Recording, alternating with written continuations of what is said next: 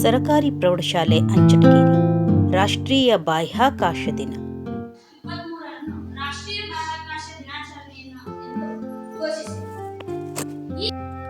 ಭಾರತವು ವೈಜ್ಞಾನಿಕವಾಗಿ ಪ್ರಗತಿಯನ್ನು ಹೊಂದುತ್ತಿರುವ ರಾಷ್ಟ್ರವಾಗಿದೆ.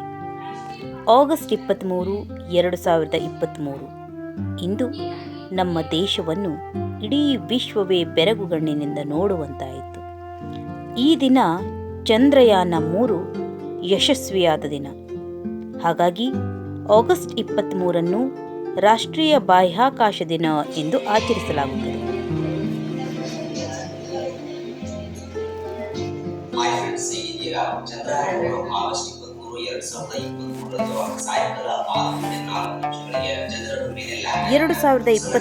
ಆಗಸ್ಟ್ 23 ಭಾರತೀಯ ಬಾಹ್ಯಾಕಾಶ ಸಂಶೋಧನಾ ಸಂಸ್ಥೆ ISRO ಚಂದ್ರಯಾನ 3ರ ಲ್ಯಾಂಡರ್ ಮತ್ತು ರೋವರ್ ಅನ್ನು ಯಶಸ್ವಿಯಾಗಿ ಚಂದ್ರನ ಮೇಲೆ ಇಳಿಸುವ ಮೂಲಕ ಮಹತ್ವದ ಮೈಲಿಗಲ್ಲನ್ನು ತಲುಪಿತು.